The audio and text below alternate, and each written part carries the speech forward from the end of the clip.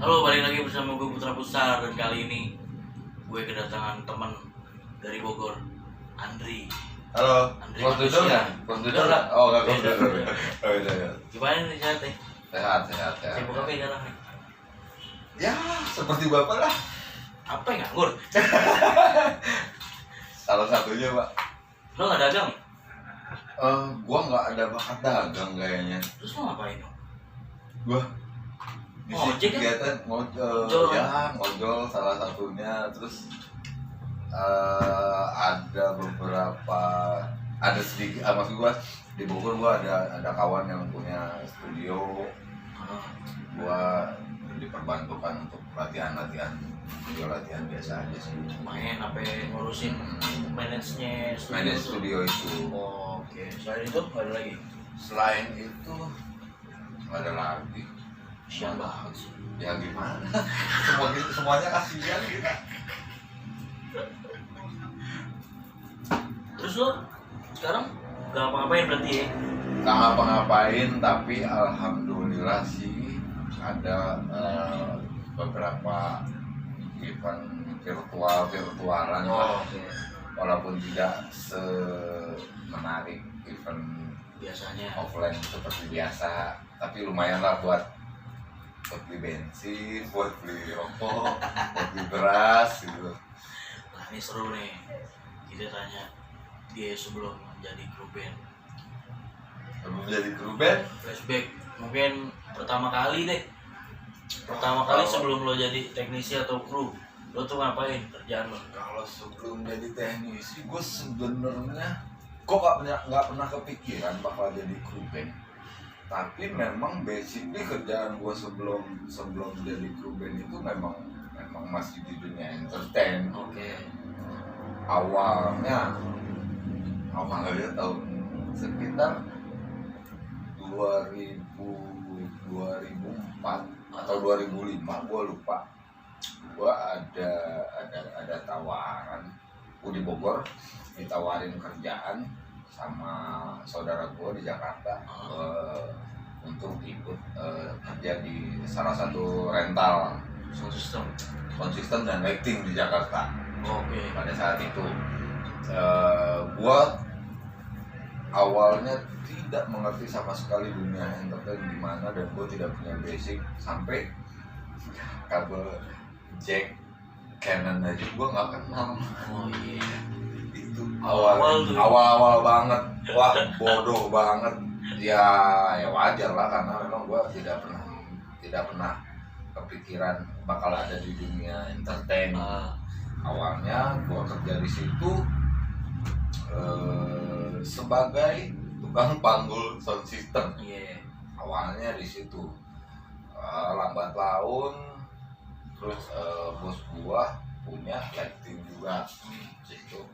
Akhirnya ketika tidak ada kerjaan, gua mulai menikmati tanpa memikirkan uang. Dalam artian tanpa memikirkan uang, karena Pada saat itu ini berpotensi dan gua harus punya ilmu gitu. Iya. Akhirnya ketika gue belajar sound system segala macam, terus bos gue ini tipikal bos yang tidak suka ngeliat anak buahnya diem. Oke. Jadi ketika nggak ada job sound, gue suruh job lighting. Ketika nggak ada job lighting, gue disuruh ikut sound system. Awalnya gue ngegerutu parah, karena gue pikir gue kerjaan gue yang mana sih sebenarnya gitu. Tapi setelah gue pikir-pikir dan gue dapat banyak nasihat dari abang-abangan gue gitu yang ngajarin gue, apa-apa, jadi lu walaupun tidak jago tapi lu paham sound system, lu paham lighting. Gue merenung lagi, iya juga, tapi ya memang harus capek. Maksudnya harus capek dalam artian gue harus membagi konsentrasi dan tenaga gue kan. Pada saat itu ada teman-teman gue yang udah memang spesialis di sound system, tidak ikuti pekerjaan di lighting. Mereka santai ketika sudah beres event, mereka santai. Sementara gue udah beres event sound, gue harus jalan dengan lighting gitu. Begitupun sebaliknya, ketika habis beres lighting, ini ada kerjaan ini kan butuh orang, butuh orangnya kurang, gua harus ikut lagi. Awalnya gua nggak dulu, tapi bener juga apa yang dibilang abang-abangan gua yang ngasih tahu gua ada untungnya. Dia bilang nggak semuanya yang lo lakukan ini rugi menurut lu, dia bilang. Nah akhirnya ya udah oke. Akhirnya cuman ada jeleknya juga. Gue jadi nggak fokus di satu bidang. Akhirnya ilmu gue di sini sedikit, ilmu gue di sini sedikit, karena gue harus membagi konsentrasi dan tenaga dan segala macam. Udah awalnya dari situ, gue di situ gue boleh dibilang tidak punya jati diri ya, maksudnya gue disebut orang sound system tapi gue suka di lighting, gue disebut orang lighting tapi gue masih suka ikut sound system, nggak jelas. Nah tahun 2007 gue ketemu sama orang Bogor yang punya perusahaan sama dengan perusahaan yang tempat gue kerja itu. Akhirnya dia bilang, lu mau pulang ke Bogor nggak? Ngapain? Gue bilang, mending lu berkarya di Bogor, di kota lu sendiri. Emang di Bogor sebegitu menjanjikan, gue bilang, dunia entertain. Jangan salah, dia bilang. Karena kan gue nanya gitu karena gue tidak tahu perkembangan dunia entertain di Bogor waktu tahun itu segimana. Karena kan memang gue tidak pernah terlibat di dunia entertain kan. Waktu gue di Bogor. Gue lihat sehari kalau gue pulang gue suka main ke tempat itu. Kalau gue pulang gue suka ikut event di Bogor. Gue bilang, wah lumayan menyajikan nih di Bogor nih. Terus gue udah mulai capek dengan kehidupan Jakarta ya, lu tahu sendiri lah. Kehidupan di Jakarta, lu kalau nggak nginjak ya lu diinjak-injak gitu loh. Gue capek dengan hal-hal kayak gitu loh, dengan persaingan yang ya menurut gua persaingan di dunia kerja yang waktu itu terjadi di gua nggak bagus. Menurut gua nggak bagus, main injek sana injek sini demi sebuah jabatan dan uang lah kayak gitu. Akhirnya gua memutuskan pulang ke Bogor. Nah di Bogor akhirnya gua ditarik sebagai operator lighting di Bogor. Nah, ketika gue ditarik operator lighting, terus gue ikut event di Bogor, gue tidak pernah megang sound system. Lighting top. Dan orang-orang taunya si Andri lighting. Akhirnya itu terbentuk sendiri. Padahal dasarnya gue sebenarnya di sound system. Tapi nggak banyak orang tahu karena gue kan pulang ke Bogor, orang-orang taunya gue lighting. Padahal sedikit banyaknya gue ngerti, nggak jago tapi gue ngerti gitu. Akhirnya dari situ gue main lighting. Akhirnya gue di Bogor memfokuskan diri untuk di lighting, dan gue memutuskan udahlah, gue sudah tidak ikut campur di dunia sound systeman karena ya gue juga melihat potensi banyak soundman jago dan orang-orang produksi sound di Bogor jago-jago menurut gue. Kata gue ya udahlah, kesempatan gue mungkin di lighting, karena dunia lighting di Bogor pada tahun itu sekitar 2008-an 2007 2008 gue pulang ke Bogor itu sangat minim.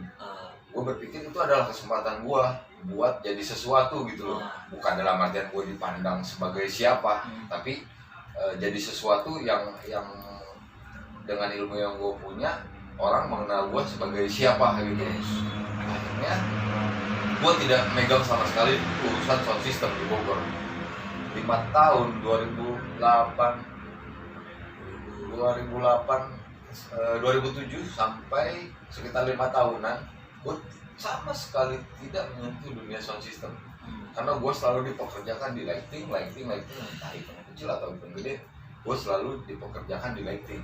Sampai nyaris gue tidak pernah mendapatkan tawaran untuk kerja di sound system, pegang sound system, karena orang Bogor taunya gue itu lighting.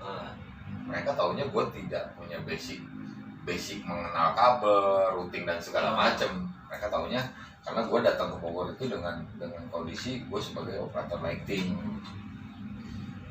Nah dari situ ya udah akhirnya terbentuk dengan sendirinya Andri Lighting sampai tahun sampai tahun 2012 akhir. 2012 akhir boleh dibilang gua campur di dunia band, dunia perkruan Pak. Pertama kali lo nge-kruin band itu band siapa dan di mana? Pertama kali nge-kruin band itu ada band Bogor namanya Kaos. Namanya Kaos. Itu ya namanya teman ya. Gua suka sharing, lu di Jakarta apa? Indonesia segala lu tahu sound system kan segala macam ngerti, cuman nggak jago gue bilang. Rutin tahu kan? Ya paham gue bilang. Kalau masalah rutin kan ya udah bantuin si Kaos mau nggak? Ngapain nggak gitar? Gue nggak bisa main gitar gue bilang. Ya udah bantuin aja. Toh lagian itu nggak serius banget buat fun, buat manggung ya biasa lah gigi kecil lah. Akhirnya ya udahlah gue bantuin mereka, tapi gue sambil masih lighting gue nggak lepas karena itu satu-satunya pencaharian saya waktu itu. Harus bayar kreditan motor dari situ. Ya bantuin gue bilang asik juga ya dunia kru gue bilang. Ketemu ya itu gue udah tahu asiknya dunia kru ketika gue di event kan, gue ketemu artis, cuman posisinya kan gue bukan kru, gue sebagai operator lighting. Gue udah mulai ngelirik asik juga seperti itu, cuman gue pesimis dalam artian gue nggak kenal band-band yang bisa membawa gue untuk jadi kru. Itu gue hilangkan, ya udahlah gue di lighting aja, gue seriusin. Lo iseng doang gitu ya? Iseng doang karena banyak waktu kosong juga waktu itu kan. Udah akhirnya gue bantuin itu ada setahun juga sih, dan memang manggungnya juga nggak banyak tapi untuk ukuran Bogor sih lumayan pada saat itu. Kalau band manggung sudah dapat duit kan udah lumayan Pak. Lumayan. Pulangnya dapat jajan. Lumayan lah rokok-rokokan ya. Rokok-rokokan ada aman.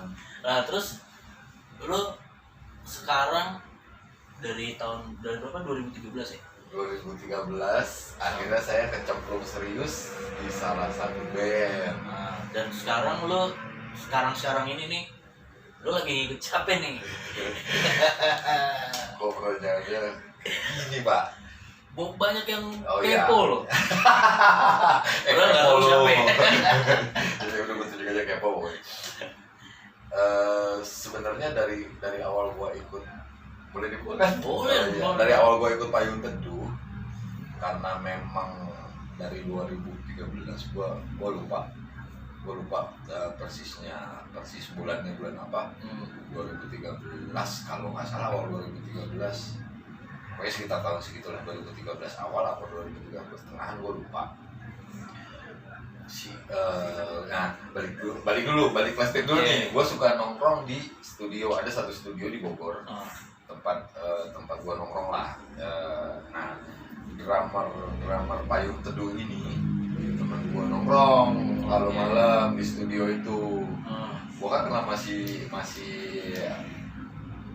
gua nggak punya kosan dan segala macam. Gua kalau pulang event gua nongkrong di studio, biasalah tempat singgah minum haus Bang, maksudnya minum tempat singgah lah. Di situ ada drummer si Ale namanya, drummer Payung Teduh.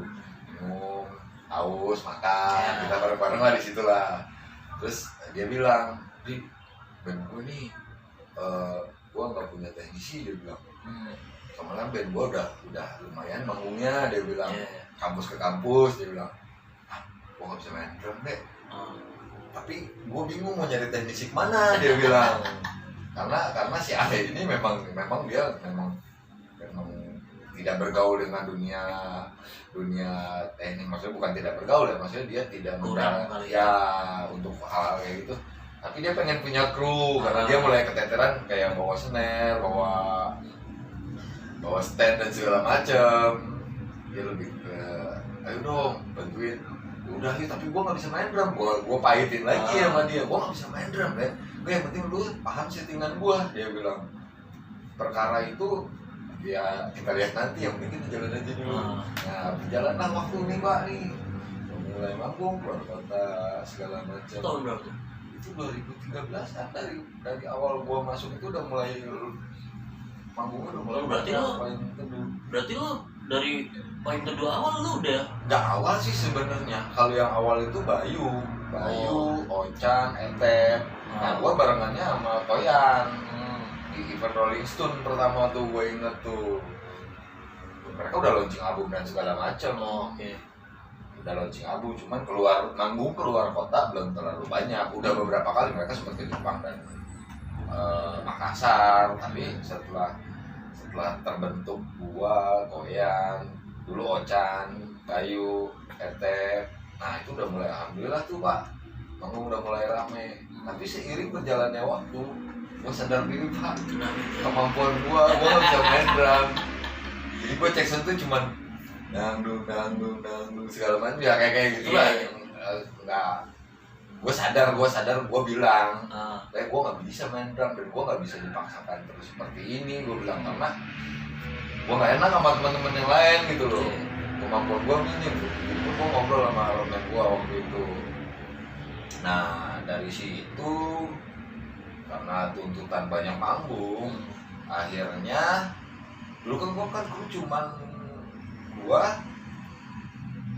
Koyan, Bayu di monitor, Ocan di depan, roadman gua sambil ngekruin gitar.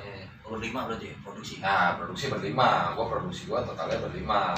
Nah akhirnya karena banyak manggung, gua bilang keteteran. Keteteran entah dari fisik dan waktu lah, lu tahu sendiri lah, pulang pergi bandara segala macam pagi-pagi kayak gitu udah mulai capek. Akhirnya ngerekrut satu lagi, Dadang masuk. Dadang buat di drum. Nah akhirnya karena Dadang di drum, akhirnya gue bergeser ke gitar lele, Ivan. Dulu sebenarnya sistemnya keroyokan, jadi gue bergeser ke gitar lele, Ivan. Gue ngurusin gitar lele sama trompetnya Ivan. Sampai belajar gitar lele Pak, sampai beli gitar lele, gitar lele, sampai belajar, sampai beli.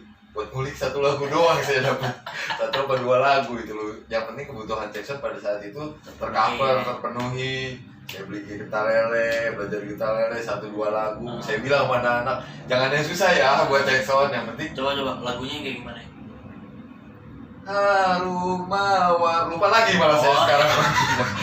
Yang penting saya waktu Jackson dulu lagunya itu. Satu lagi katanya dua, satu lagi.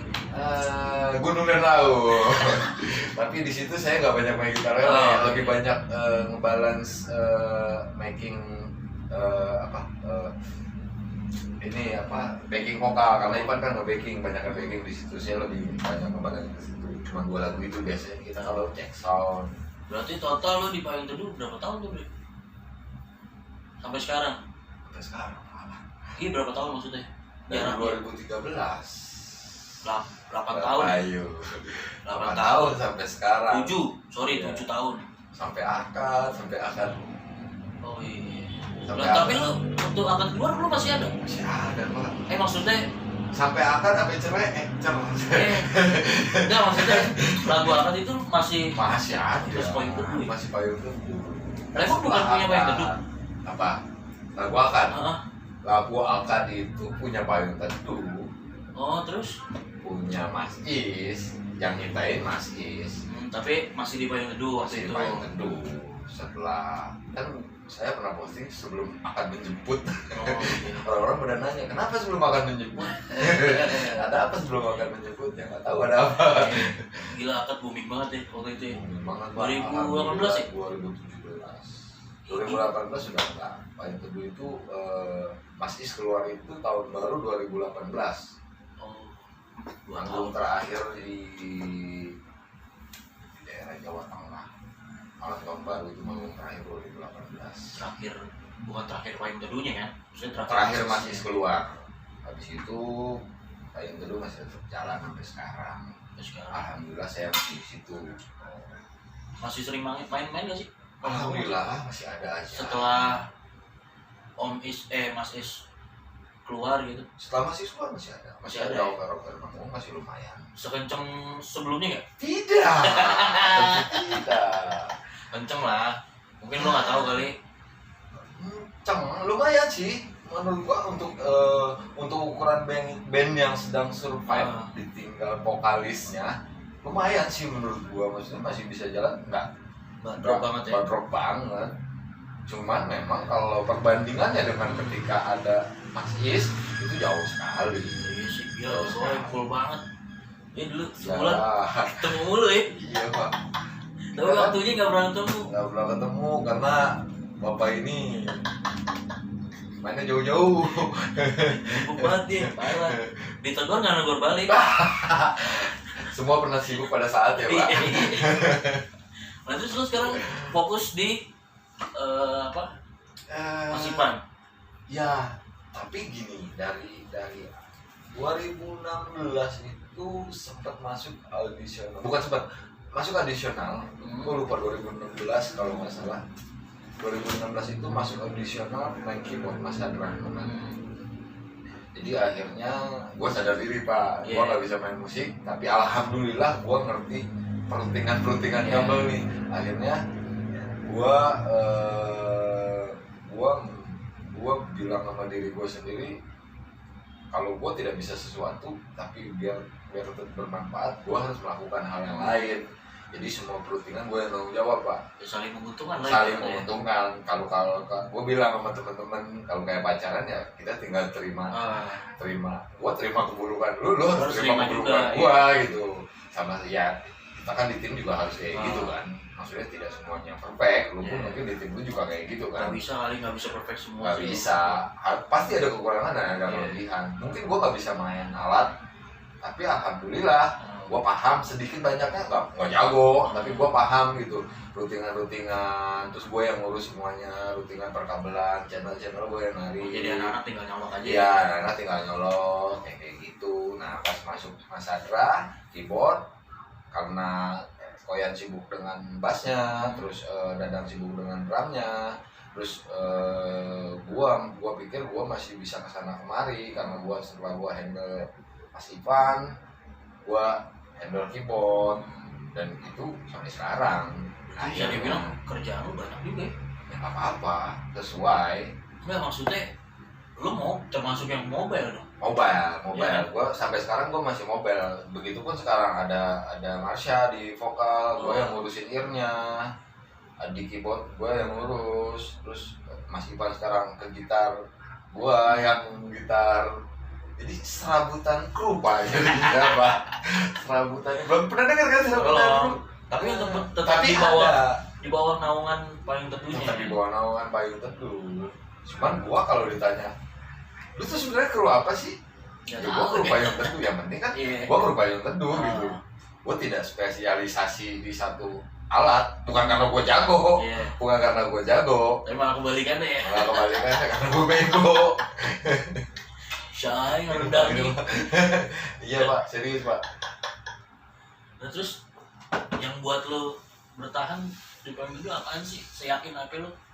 Yang buat gue bertahan gak ada lagi kerjaan.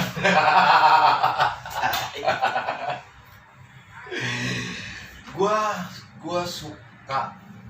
suka dengan dunia baru, gue suka dengan ketemu orang baru. Klasik sih sebenarnya alasan-alasan kayak gitu, cuma ya itu tadi ada rasa yang beda ketika gue datang ke tempat yang baru, terus ketemu orang baru, kayaknya gue seneng gitu. Ketemu produksi band lain. Seneng aja, banyak kenalan baru. Sebenarnya kerjaan gue yang lama itu kalau gue mau dalamin bukan tidak menjanjikan sebenarnya. Ada potensi untuk bisa ya nggak mapan tetap berpenghasilan gitu. Seenggaknya, cuman kenapa kalau lu tanya kenapa gue bertahan, gue menikmati sih, menikmati walaupun balik lagi, gue nggak bisa main alat, tapi kan ya sorry ya bukan gue so jago, balik lagi nih, gue ngerti sedikit banyaknya masalah routingan dan segala macem. Itu sih, justru itu yang perlu sih. Ya, itu sih sebenarnya. Harus ada satu orang yang mungkin ngerti routing gitu dari bawah sampai atas. Mungkin di setiap band kayaknya ada deh. Ada satu orang mungkin ada satu orang di setiap band. Di band Bapak juga ada kan? Ada. Nah, terus itulah.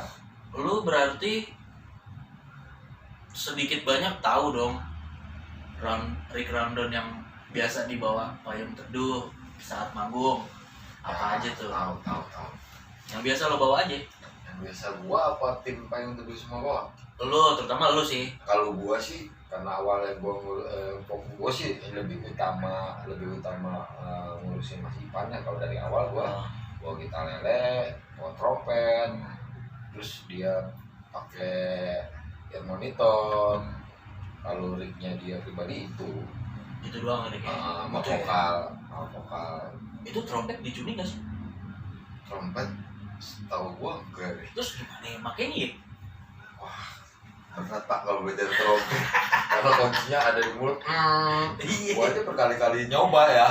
Nih kalau yang nggak tahu, lu nih keluarnya udah gitu. Beda ya maksudnya Iya. ada nadanya loh. Ya ada nadanya di mulut. Makanya jago kalau yang bisa main trompet jago. Karena itu udah harus punya skill, tapi lu harus ngatur napas. Napas panjang ya. Ya, napas panjang. Nadanya dari napas lu. Emang iya? Iya. Susah dong. Iya. Paling susah dimainin nih. Menurut gua susah. Gua bukan ngecilin gitar senar atas, misalnya ya itu bakal terus. Yeah. Tapi kalau napas, lu supaya terus gimana, Pak? Ya lo harus belajar napas Ya, konstan itu. sih. Berarti kan skill lu harus di atas rata-rata. Iya. Skill maksud gua skill untuk memainkan trompet ya. Makanya jago. Gua salut sama pemain trompet.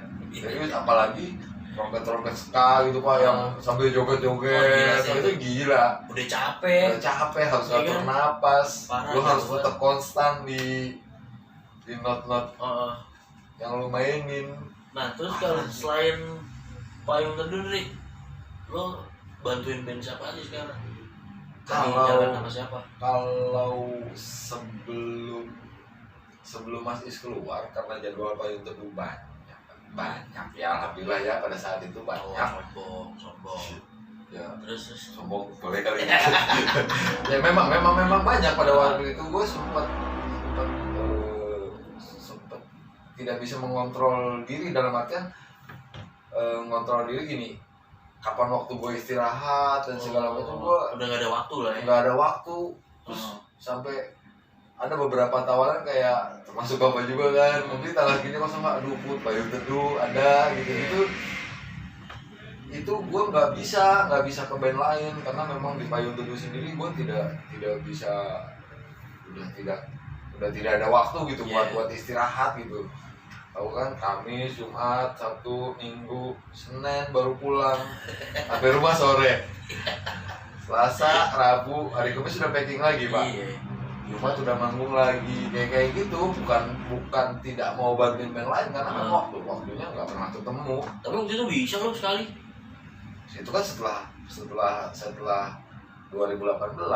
Oh iya, dia akhirnya bisa. Iya. Setelah 2018 karena perpanggungan sudah mulai banyak kopong nih, ada tapi nggak rapet nih Pak nih. Banyak kopong. Ya ada rezekinya, ada jodohnya, akhirnya kita baru kali itu lah ya, bisa ke band lain. Dan beberapa band lain juga sempat saya bantuin gitu. Nah kalau sekarang ini lagi bantuin siapa nih? Sekarang lagi bantuin Moka. Karena kebetulan juga bantuin di persyutingan sih sebenarnya Pak. Karena kan event outdoor kan belum ada. Kan sekarang kebanyakan webinar, terus syuting taping cuma 1-2 lagu. Nah, Moka itu bikin tim kecil. Termasuk lo di dalamnya. Termasuk saya di dalamnya. Lebih lagi ke situ sih, lagi fokus ke situ. Berarti lagi jalan sama Moka ya? Ya. Tapi bukan berarti ninggalin Payung Teduh kan? Enggak, masih di Payung Teduh. Konsisten Cuman kan kalau kayak kita kan tidak ada kontrak, maksudnya tidak ada kontrak, maksudnya kita ya bisa kemana aja. Yang penting kan attitude dijaga ketika kita udah janji sama band ini nawarin, ya kita udah sama band ini gitu loh, cuman ngejaga itu aja sih. Nah, makanya selama ini kosong ada tawaran ya sikat aja, gas aja, apalagi lagi kayak gini Pak. Nah biasanya lu kalau habis manggung langsung ke hotel apa cari makan? Kalau kapan nih? Biasanya aja. Kalau keluar kota gitu. Kalau luar kota lo cari makan lah Pak. Cari makan. yang asin-asin ya. Cari yang asin-asin. Soto. Yang manis-manis dong. Oh kalau gue asin-asin. Kalau gue yang manis-manis. Soto misalkan mie gitu. Ya standar lah, makan, ngopi-ngopi dulu, baru pulang hotel. Nah setelah balik kota nggak keluar lagi tuh? Enggak sih, kalau dengan jadwal seperti itu kalau sih keluar capek ya. capek Pak. Keringetan dan segala macam, malas apalagi jam 2 di lobi ya. Iya.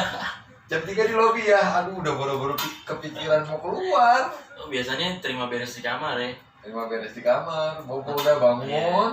Biasanya ini paling pulang makan, ada yang mandi nih, pakai baju rapi.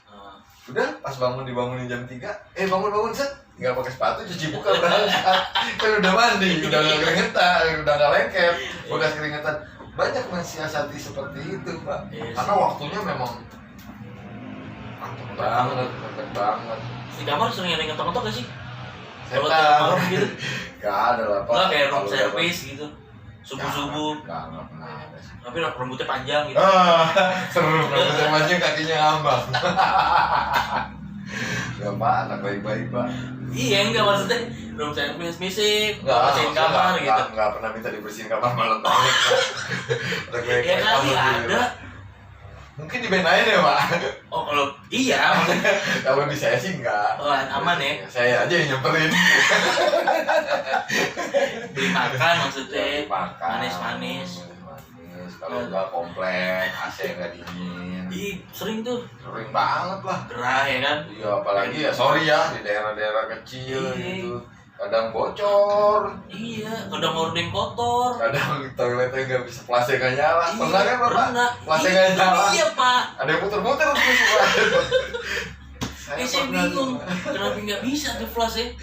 Nggak tahu ya rusak itunya apa? Pas saya buka pintu kamar mandi, wow, ya tutup lagi Pak. Nggak jadi saya mandi.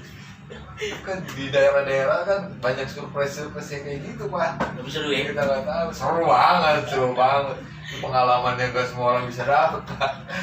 Gila sih. Tapi sekarang kan pandemi nih, COVID-19.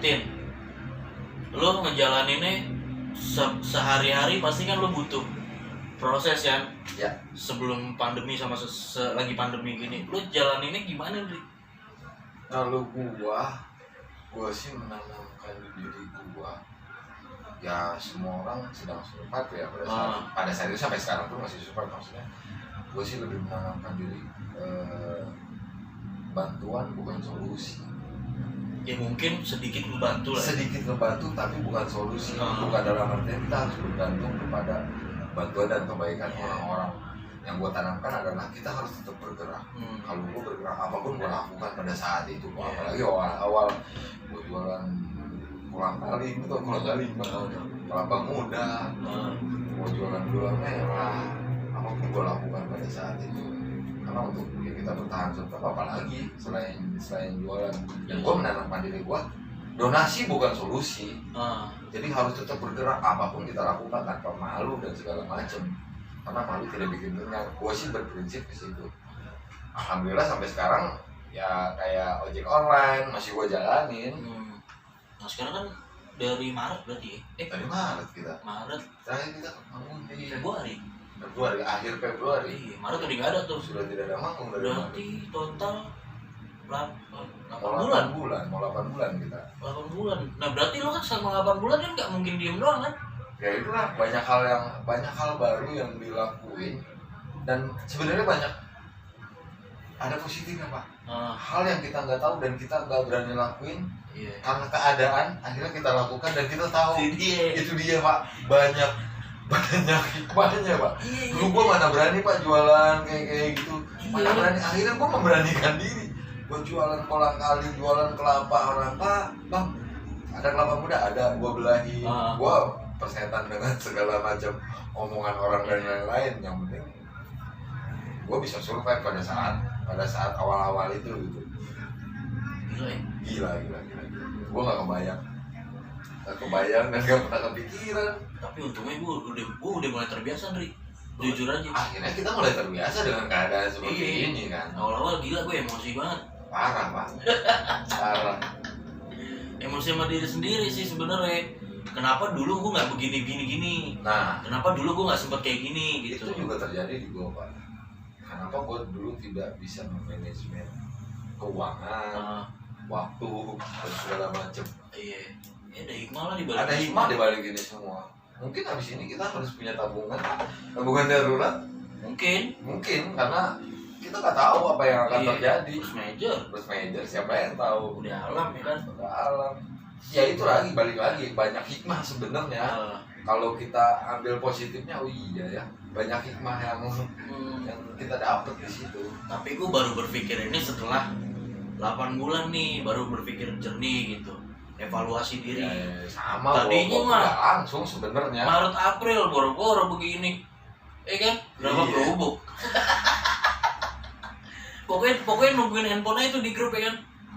Ini jadi main, ini cancel, akhirnya cancel semua. Akhirnya semuanya hilang. Iya, ya udah. Tidak ada perpanggungan, mau dikata. Ya itulah. Satu lagi pak, yang gua baca di sosial media siapa, itu menurut gua bagus banget. Ada satu kata-kata, adaptasi atau mati. Iya. Itu sih yang gua pikirin. Benar juga gua bilang. Adaptasi atau mati ya, dengan keadaan seperti ini kita harus beradaptasi mau nggak mau. Apalagi yang kita lakukan, atau kita mati dengan dia berdiam diri. Nah, kita nggak mau. Ya udah akhirnya kita beradaptasi apapun caranya. Yang penting masih di jalurnya. Ya. Adaptasi atau mati. Mungkin matinya itu mati karena COVID atau kelaparan gitu kali. Itu salah satu. Jadi kita harus milih ya. Harus memilih. Ketika kita memilih beradaptasi, berarti kan ada sesuatu hal yang kita lakukan yang dulunya tidak pernah kita lakukan. Untuk beradaptasi dan survive. Akhirnya kita ngelakuin itu. Mau nggak mau. Padahal setelah kita lakukan, oh iya, gue punya potensi di sini. Iya. Kita nggak tahu sebenarnya. Nggak tahu. Akhirnya tahu. Kayak gue bikin ini nih podcast misalkan. Gue itu bulan Juni. Gue baru ada kepikiran gitu nih. Bikin apa? Terus teman gue ada namanya Aji. Lu bikin podcast aja pun. Lu ngaco lu. Gue pemalu kan orangnya. Pemuda masa lalu. Iya. Akhirnya dia bilang gitu, lu bikin podcast aja. Bikin sama siapa? Ya seprofesi lo. Angkat apa namanya berita tentang pandemi nih. Pasti kan semua kru band kan sama nih kayak lo. Lo angkat. Boleh juga nangis sih. Nangis bareng gitu maksudnya. Iya. Boleh juga sih, gue bilang. Ya udah, ya teman gue, ntar gue bantuin gini bla bla bla bla. Akhirnya gue memberanikan diri untuk nyoba bikin kayak gini. Gue bukan dari awal pun gue nggak nyari duitnya dari sini, tapi gue silaturahminya. Karena gila udah lama banget nggak ketemu ya kan. Kurang sharing. Terus gue percaya silaturahmi itu mungkin membawa rezeki juga buat gue, buat teman gue juga. Tapi gue salah satu orang yang gue salutin masih mau bergerak. Maksudnya gue banyak temen gue yang gue lihat di WhatsApp ya, di statusnya ya. Gue bukan memilih teman, maksudnya gini, ada beberapa teman gue yang ya udahlah gitu aja. Udahlah, lu salah satu orang yang mau bergerak, kata gue. Salut gue ayo gue mau support gitu. Ketika lu tanya ayo ikutan, ayo gue bilang. Karena gue dasarnya gue salut lu mau bergerak. Itu sih sebenarnya, kayak lu mau antar jemput bayar sesukanya. Itu pernah mau cek itu kan maksud gue, lu masih mau bergerak, tidak berdiam diri gitu. Gue salut dengan teman-teman, respect dengan teman-teman yang masih mau melakukan hal itu daripada berdiam diri menunggu donasi dan ngapain. Ya sorry ya, maksud gue sorry itu bukan jalan keluar menurut gue. Iya, balik lagi tadi, adaptasi atau mati. Iya, adaptasi atau mati. Bukan gue sok pinter, gue udah super, bukan. Maksud gue pilihan terbaik saat ini ya kita harus beradaptasi. Mau nggak mau harus ada yang kita lakukan. Iya, gue aja yang malu jadi bergerak. Begini sudah punya malu.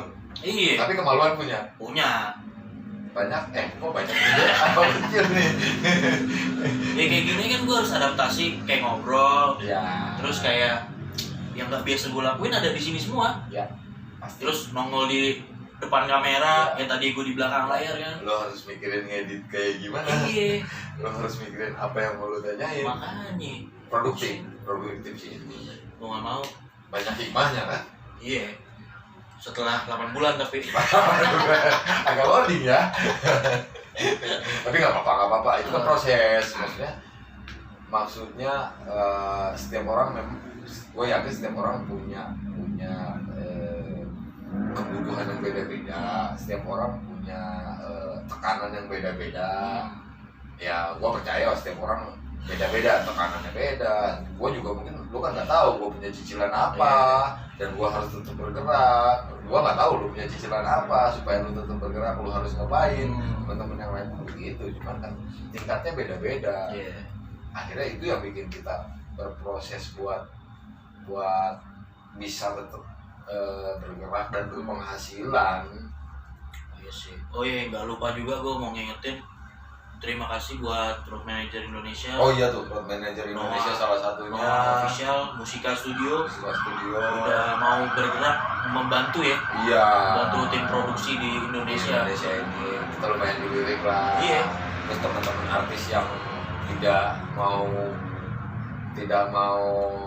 namanya keluar pun, gue yakin banyak teman-teman artis yang ngebantu teman-teman kita dan ngebantu kita gitu. Sekali lagi terima kasih. Ditunggu project selanjutnya. Ya jangan ditunggu donasi selanjutnya. Enggak, projectnya. Oh, projectnya. Kan kalau projectnya kan kita bisa ngebantu juga. Nah, follow up lagi. Siap. Kalau itu kita ada geraknya. Iya. Andri, terakhir pesan-pesan lo buat teman-teman kru band yang lain, atau ya pokoknya pekerja di balik layar lah, pesan-pesan lo tentang COVID ini. Pesan-pesan gua jadi ngarang tua gua. Nggak apa? Kan emang tua. Yang bawa umur. Tetap semangat sih, tetap produktif, tetap jaga kesehatan, tetap jaga otak biar tetap waras. Itu sih sebenarnya kuncinya. Nah, itu yang kita takutkan. Kita tetap harus menjaga otak kita tetap waras.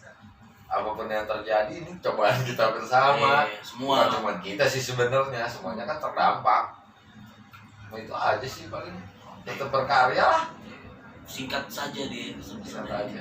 Karena udah terwakilkan tuh kayaknya semua orang. Ya udah, ini episode sama Andri, cerita di baliknya kisah hidupnya Andri Payung Teduh. Semoga ada yang bisa diambil. Semoga yang lagi sakit diangkat penyakitnya. Amin. Yang lagi susah dilancarin rezekinya. Sampai jumpa di episode berikutnya. Siap, thank you.